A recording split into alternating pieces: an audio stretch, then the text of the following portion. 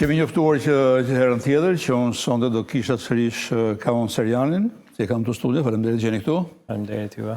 Është një bisedë që nisëm lidhur me krishtërimin, lidhur me aspekte ndryshme të krishtërimit. Biseda ishte spontane, nuk është se patëm një fokus të veçantë, dhe nga që në fund më patëm ndjesinë, po dhe Kaoni, patëm ndjesinë që biseda ngeli përgjysëm, ngeli e paplotësuar, u thamë gjëra vetëm folëm vetëm për një pjesë gjërave. Krishtërimi është një, le themi, është një univers i madh, ashtu siç janë fetë përgjithsisht. Se nuk është vetëm doktrina, nuk është vetëm një libër, po ka më pastaj me mijëra, me miliona interpretim, me libra të tjerë. Kështu që është një pus i madh ku askush, besoj unë, edhe besoj që bjem dakord tu, askush nuk mund pretendojë që unë njoh çdo gjë, deri në detajet më të imta që ka të bëjë me krishtërimin. Është pa mundur. As unë nuk e pretendoj në fakt. Okay. Tani, ta fillojmë një nga kërshëritë e mia, që ka ekzistuar prej kohësh dhe akoma ekziston, ka të bëjë me një, sipas meje, me një, le themi, paaftësi të studiusve apo të librave studimor për të arritur në përfundimin final. Po, Jezu Krishti ka qenë një figurë historike që ka ekzistuar, me këmbë, me duar. Ti mendon që janë të mjaftueshme provat historike që ekzistojnë, që provojnë ekzistencën reale të Jezu Krishtit si personazh? Po, unë varet se në çfarë konteksti po ndodh diskutimi dhe kush po e kundërshton këtë tezë. Për shembull, këtë tezë e gjen të kundërshtuar në ndërveprime në internet, në portale, në media sociale, por ky kundërshtim nuk ndodh në botën akademike, nuk ndodh askund në një universitet të botës që të ketë një profesor që të pretendojë që Jezusi nuk ka ekzistuar. Në fakt, për shembull, një nga studiusit skeptik, ateist, që merret me historinë e dëshkrimeve të Dhjatës së Re, me krishtërimin në përgjithësi, Bart Ehrman, nuk e di nëse ju e keni dëgjuar, ai thotë që është bashkëkohor, jeton. Ky është bashkëkohor, por është biles këto ditë ka nxjerrë një libër që me titull Dashuria për të huajin, edhe me nëntitullin si krishtërimi i ka dhënë ngjyrë botës perëndimore për dashurinë për të huajin. Por ai në dëshkrimet e tij, në historinë, në veprimtarinë e tij intelektuale, ai thotë që nëse ka ndonjë personazh të antikitetit për cilët mund të jemi jo vetëm të sigurt për ekzistencën e tij, por për shumë çka rreth jetës së tij, ai është Jezusi i Nazaretit. Për shkak të veprimtarisë që kanë bërë të tjerët rreth rrotull të tij, për kanë shkruar biografitë e tij e të tjerë. Vetëm se janë shkruar në periudhën postume, pasi ka vdekur Jezu Krishti, sa ai ishte në të gjallë, pra nuk ka si bashkos, sa kohë që ishte gjallë Jezu Krishti, që të ketë shkruar për Jezu Krishtin. Kanë shkruar për pararës të Jezu Krishtit, kanë shkruar deri dhe për Aleksandrin e Madh, që është një 3-4 shekuj përpara Jezu Krishtit, kanë shkruar të thuar bashkos. Por për Jezu Krishtin jo. E njëjta do të edhe me Muhamedit, sa ishte gjallë Muhamedi, sido që ishte, le themi, personazh sipas Islamit, do të thonë shumë influent, nuk foli asnjëri. Po, për Jezusin mund të mos flitej as pak, nëse nuk do të kishte ndodhur ajo që ndodhi me Jezusin, që të krishterët pretendojnë, që është ringjallja. Nëse nuk do të kishte ndodhur ringjallja, nuk kishe pse të merrim vesh neve që një djalë një marangozi, pra djali adoptuar në këtë rast, sepse pretendimi i biblik është që ai lindi prej frymës së shenjtë nga Maria, por nëse ai ka bërë punën ka ndihmuar Jozefin në punën si marangoz dhe nuk kishte ndonjë gjë, mund të kishte dhënë mësim, siç mund të pretendonte që ishte një rabin që jepte mësime, por nëse nuk do të kishte ndodhur kryqëzimi dhe edhe kryqëzimi mund të kishte ndodhur, siç ka ndodhur për njerëz të tjerë që kanë pretenduar që janë Mesia, i kanë vrarë dhe askush nuk është kujtuar për ta. Për Jezusin mund të mos ishte folur fare. Arsyeja pse ka filluar të flitet pas vdekjes së tij është për shkak të asaj që pretenduat krishterët që e pan të ringjallur.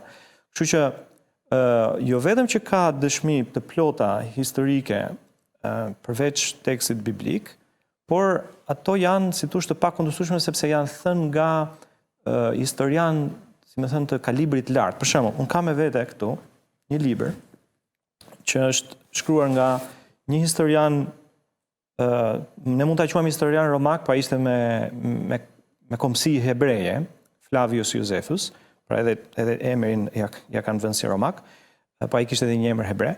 Dhe ai ka shkruar, romakët e paguan që të shkruaj historinë e hebrejve, nga krijimi deri në kohën, deri në fund të shekullit të parë. Dhe ai ka një pasazh këtu për Jezusin.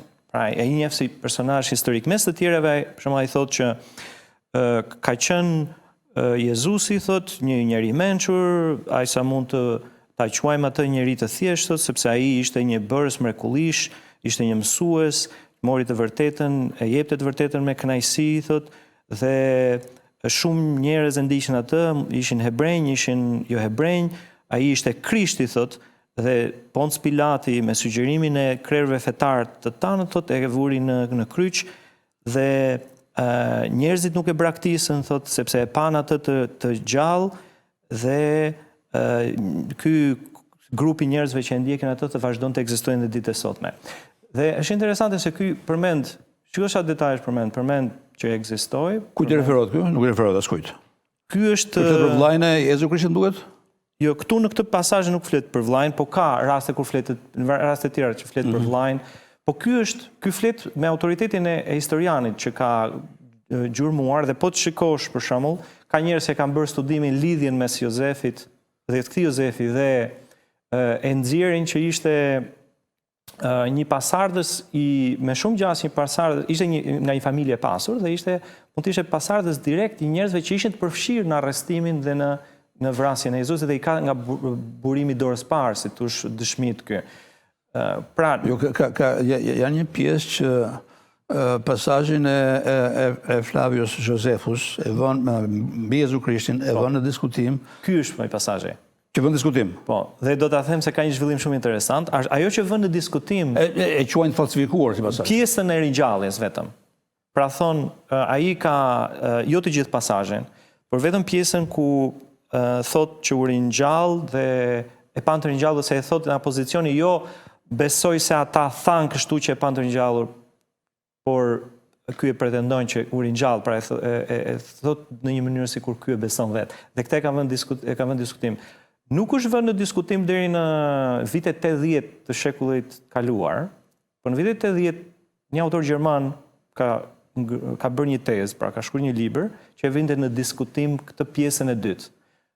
Në 2025 është një autor amerikan që e ka rikthyer tezën, si thosh, e ka kundërshtuar atë tezë, dhe ai ka bërë kërkime më të vjetra, pra me dokumente më të vjetra, ka marrë, si thosh, dorëshkrimet e Josefusit që janë të përkthyera në gjuhë koptike, në gjuhë siriake, dhe që ato janë, si thosh, më të vjetra se sa me dokumentin që ka punuar ky autor gjerman. Edhe ky pretendon që pasazhi është origjinal. Ky pretendon tani që pasazhi është origjinal, dhe unë lexova një shkrim të një profesori australian, që e niste, titulli i shkrimit ishte "Ju kërkoj falje studentëve të mi", dhe kuptimi ishte që ua ka mësuar sipas tezës së këtij gjermanit, thoshte, por me shumë gjas, teza mund të jetë që ky është autentik si shkrim, pra vetë Josefusi, pra nuk ka bazë të fortë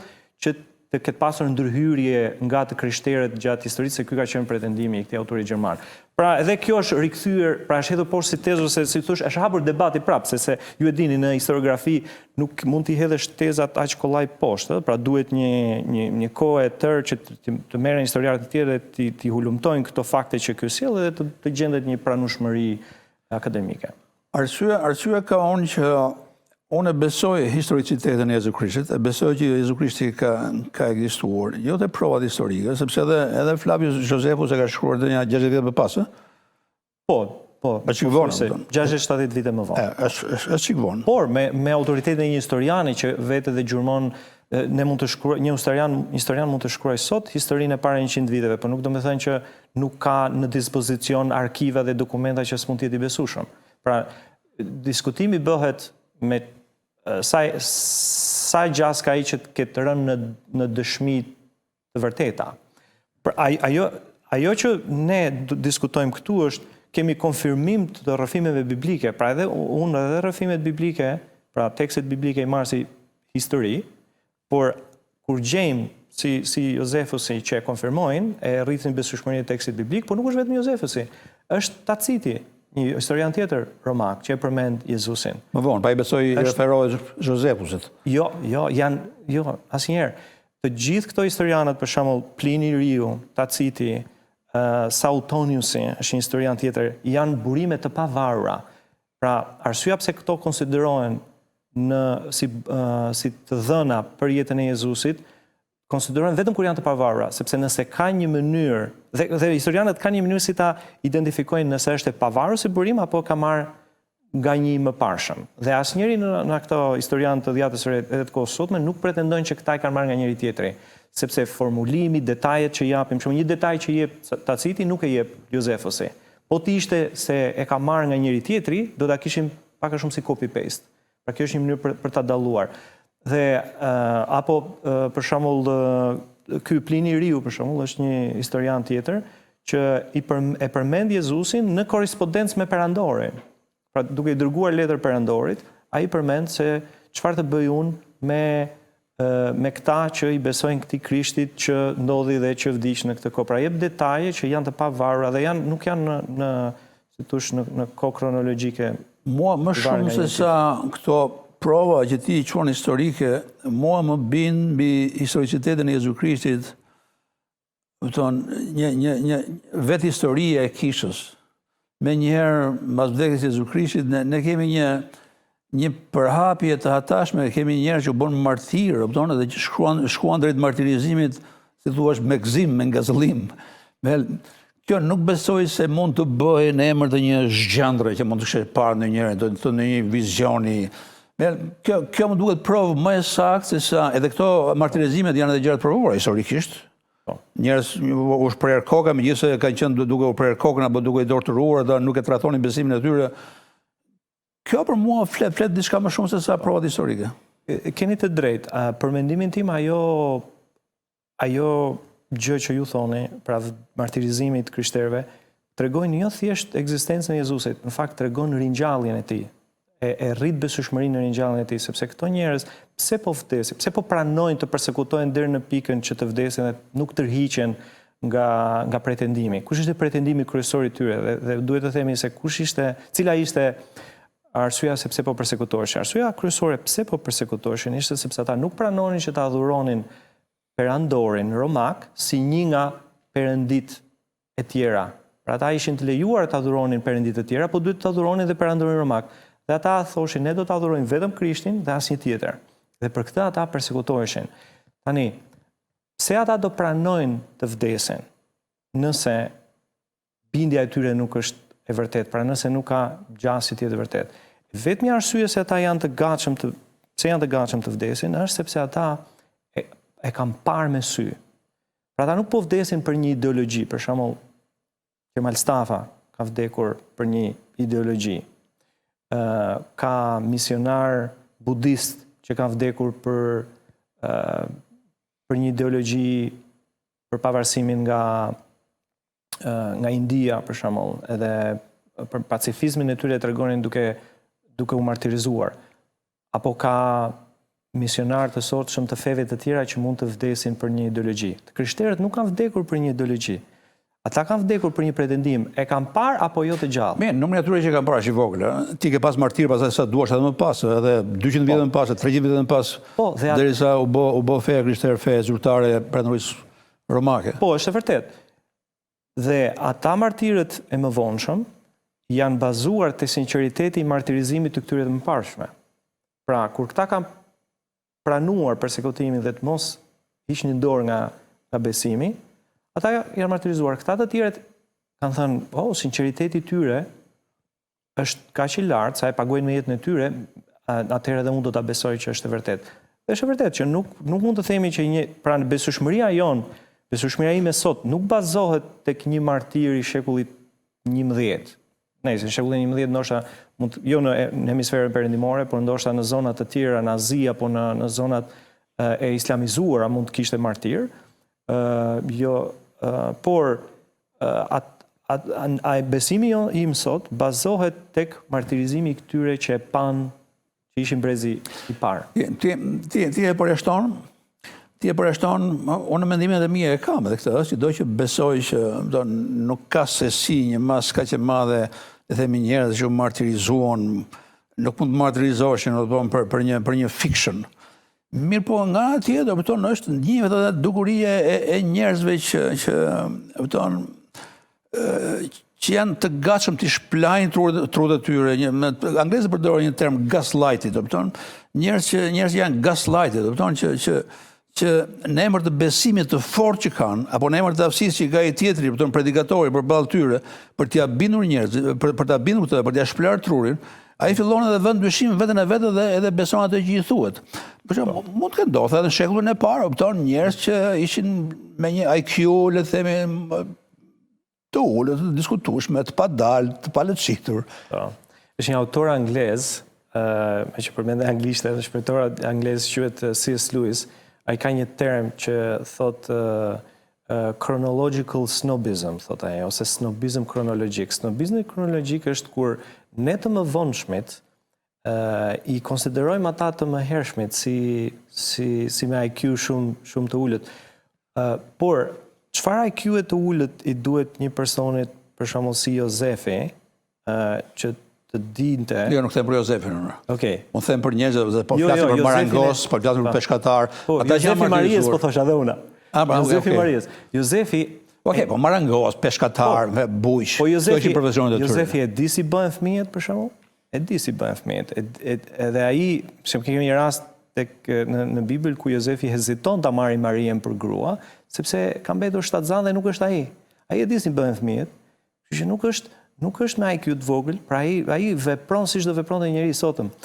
Kur Pietri e shikon Jezusin në kryq, ai e mohon, ka frikë nga vdekja.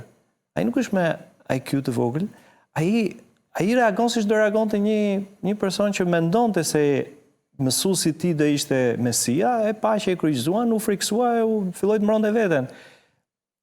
Një peshkatar e di kur një peshk është i ngordhur edhe një peshk është i gjallë.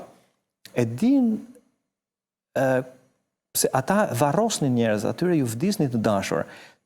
Ata e dinin kur një person me të vërtet ka vdekur. Përndryshe, duhet të themi sikur gjithë të antikitetit i kanë futur njerëzit në varr të gjallë. Pse po e them këtë? Po e them sepse pika e krishtërimit bazohet tek ringjallja e Jezusit. Ata e dinin kur një trup ka vdekur, e varrosin dhe pastaj e kuptojnë se kur një person po ju flet dhe po ju del përpara. Kështu që nuk mund t'i konsiderojmë ata me IQ të ulët. Për të bërë avokatin e djallit akoma, ku është ndryshimi midis këtyre njerëzve për cilën ne po flasim edhe atyre që morën ato avionet, një me shtatorë edhe në emër të besimit të tyre, u sulën, martirizuan, duke qenë 100% sigurt, madje më shumë se sa 100% sigurt, që mbas këtij akti, ata nuk do vdisnin, po do fitonin përjetësinë mes 72 virgjireshave. Ky është besimi i tyre. Pyetje drejt. Ka të bëjë me atë që thash më përpara. Besimi i një personi që është gati të vrasi veten për kauzën e tij, pra të pranojë vdekjen për kauzën e tij, çfarë tregon? Tregon sinqeritetin e besimit. Pra ne nuk do dyshojmë që ato njerëzit që hodhen veten e herë bashkë me avionin, nuk do dyshojnë pak në për një gjë, që ata ishin shumë të sinqertë në besimin e tyre. Ata e besonin. Po te IQ-ja e tyre, mund diskutojmë. Jo patjetër, nuk diskuton IQ-n sepse ai thjesht është i sinqertë që ajo gjë do t'i sjellë atë që ai pretendon. Por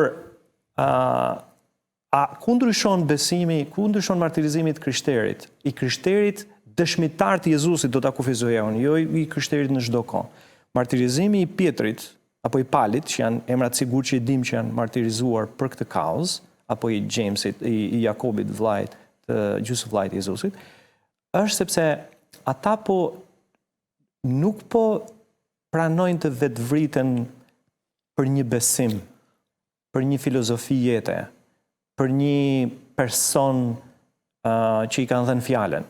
Jo, ata po pranojnë të vriten për një ngjarje.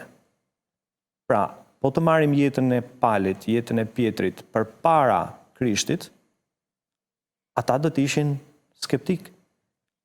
Arsyeja pse janë të gatshëm të vdesin pas Krishtit tregon që ata po tregojnë me veprimin e tyre të vdekjes, të pranimit të vdekjes, se ajo që unë po pretendoj e kam parë të gjallë, nuk mund na heqësh dot, po deshe më vrit, por nuk do ta mohoj këtë. Kurse një person që vdes për një ideologji, ai thjesht tregon që beson këtë ideologji. Por në rastin e atyre që hodhin veten në erë përmes avionëve në New York, nuk po pretendojnë vërtetësinë e një ngjarje, po pretendojnë besimin e sinqert tek ideologjia e tyre. Megjithëse jemi te historiciteti i këtyre personazheve, le të shkojmë pak më thellë. Mozea ka ekzistuar për të, sipas teje? Po, besoj po.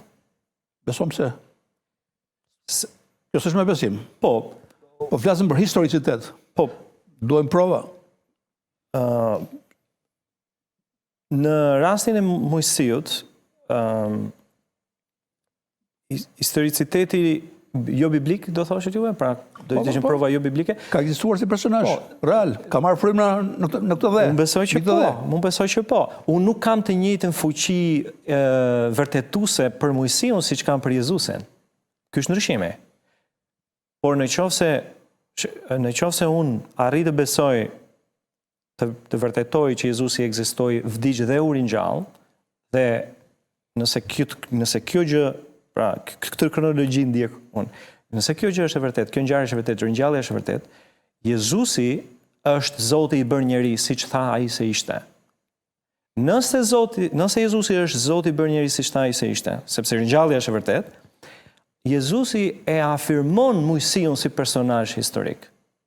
E afirmon dhjetën e vjetër, e afirmon kronologjinë e profetëve. A ka të dhëna të tjera arkeologjike që mund të t'i bashkohen këtij pretendimi? Ka njerëz që e pretendojnë që ka, për shembull, një person i njohur imi ka pretendojnë që ka shkuar, më dërgon dhe video, si thoshte, unë shoh videot e tij ku shkon edhe gjen gjurmë që interpretimi më i mirë i atyre fakteve i atyre gjurmëve që ai gjen është që bëhet fjalë për Jezusin dhe këto janë fakte arkeologjike, për shembull. Por siç thash, historiografia ka kriteret e veta, edhe unë do ta pranoja për shkak se kemi të bëjmë edhe një diferencë kohore shumë të madhe. Pra Jezusi me Mojsiun janë të paktën 1200, 1300 deri 1500 vite diferencë. Edhe të dhënat cilin historian njihni juve 1500 vjet para Krishtit që ka dokumentuar ngjarje? Unë nuk njoh. Unë njoh Herodotin që shkon maksimumi 5 shekuj para Krishtit, që është një nga më të parët. Nuk njoh më herët. Pra historiografia nuk është e zhvilluar.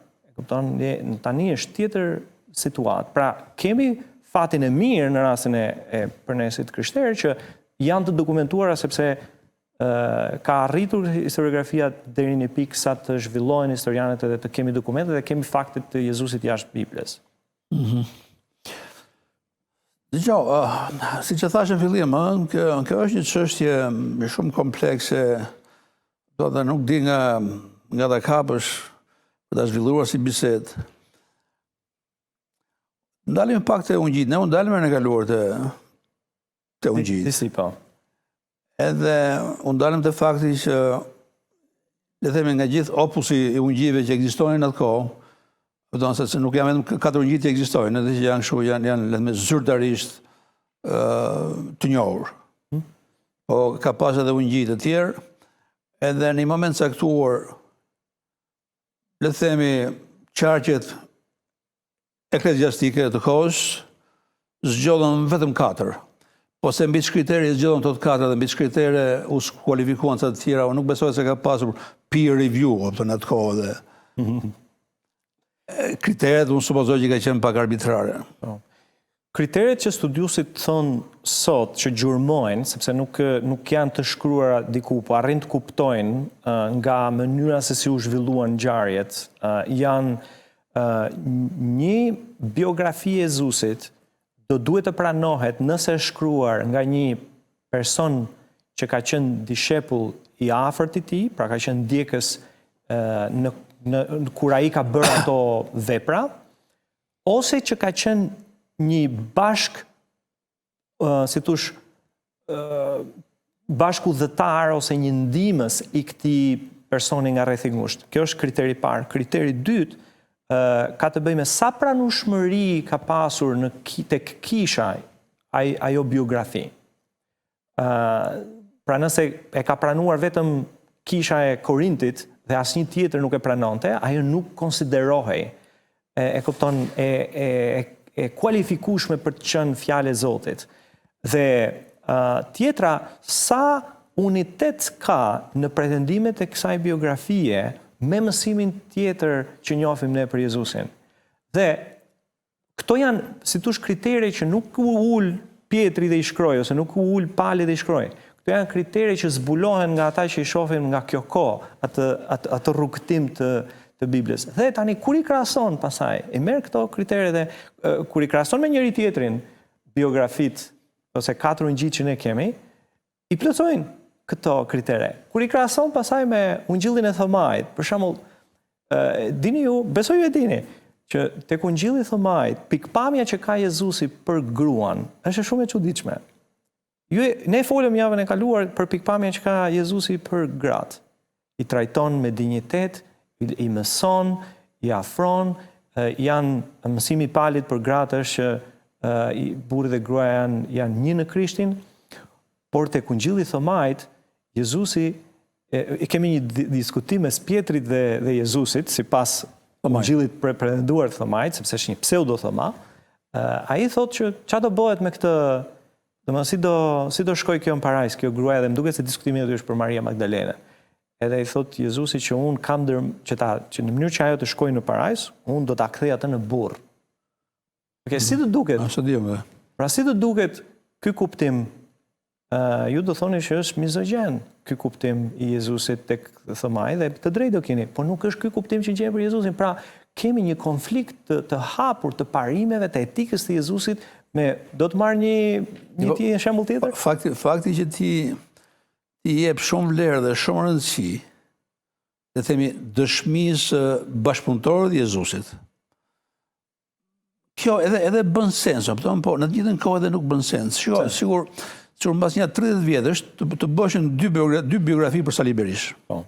Një ta bënte, le të themi, një njeri që shkon del miting çdo ditë. Edhe një ta bëja unë. Ti mendon cila biografi do ishte më besueshme? E atij që është bashkëpunëtor edhe që shkon edhe bën miting, edhe qan nxjerrë lot përpara Berishës kur e shef si me qenë Jezu Krishti, çfarë blasfemie.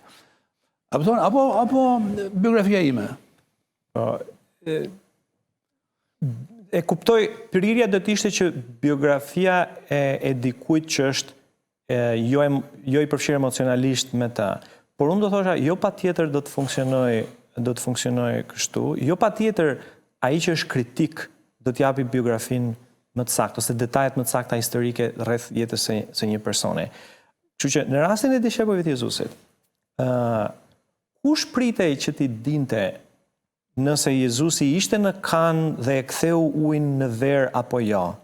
A pritej që ta dinte ai që ishte aty, pra dishepulli, apo pritej që ta dinte një ateist diku larg? Nuk pres që ta di ateisti diku larg këtë detaj të jetës Jezusit që na thuhet tek Ungjilli i Gjonit. Pra do duhet ta thotë ai që ishte aty. Në këtë kuptim do t'i besoj atij që ishte afër, jo patjetër kriteri i vetëm nuk duhet të jetë vetëm kush është i përfshirë emocionalisht dhe kush është kritik, po kush është prezent dhe kush nuk është. Kjo është e para. E dyta, kur dishepujt e Jezusit i bën këto biografi dhe i nxorën në qarkullim, nëse do kishin thënë ata në një gjë të pavërtet, njerëzit janë gjallë dhe do thoshin i dashur Mark, i dashur John, kjo është e pavërtet. Edhe do t'ju thoshin njerëzve, mos e merrni këtë libër, sepse ky ka trilluar, nuk po thot e ka egzageruar. Dhe ne nuk kemi asnjë gjurmë të këtij lloji ndërveprimi mes të krishterëve, që thoshin Gjonin mos e pranonin sepse ka thënë gjërat pa vërteta. Madje ata harmonizojnë në mënyrë të mahniqme me njëri tjetrin, edhe pse duket që nuk i kanë marrë nga njëri tjetri, i kanë thënë në mënyrë të pavarura. Jemi në fund bisedës. Rodhi shpejt? Rodhi shpejt më duket. Më bëjnë shenjë, edhe më bëjnë shenjë. Unë përgjithsisht jam jafta mas kohën, nga që jam i familiarizuar me të punë, me këtë, me studion, me të gjitha. E mas kohën saksisht me qenë një orë zvicerane, kohën që rrjedh. Po tani nuk e di, jam konflikt me këta që më bërë me shenjë. Po sikur ta zhvillojmë në një formë tjetër bisedën. Okej, po e them edhe aty që po na ndjekin. Kaon Seriani më ka bërë mua një ftesë, një sugjerim për ta zhvendosur këtë bisedë që po bëjmë këtu. Për ta zhvendosur në një, le të themi, në një venue, në një vend diku jashtë, në një lokal, te Hotel Tirana konkretisht, dhe kemi lënë për të bërë një ballavaçim apo një dialog me njëri tjetër në datë 23 prill. 23 prill. Ora 6. Në orën 6 te Hotel Tirana, unë do kem kohë, po besoj edhe Kaoni në rrugët e veta, komunikimin me ju, do kemi kohë t'ua themi përsëri. Por plani ky është, do jetë një dialog midis me dhe Serianit lidhur me Kaon Serianit, lidhur me këtë çështje. Duhet ta specifikojmë më saktë topikun e bisedës, gjë që kemi kohë për ta bërë, por do të fokusohet biseda tek krishterimi. Dhe do jetë një bisedë midis Muç Nanus, që jam ky që jam, dhe ju dini kush jam, edhe Kaon Serianit që po e zbuloni nga dalë se kush është, për ata që nuk e nga zbuluar në rrugë tjera, sepse Kaoni ka shkruar dhe ka botuar në portale, në për website-et ndryshme. Si të qoftë, unë të falenderoj për to dy biseda, dhe ndoshta ndërkohë mund ta bëjmë edhe në një tjetër, në një bisedë tjetër përpara se të vijë 23 prilli këtu në studio.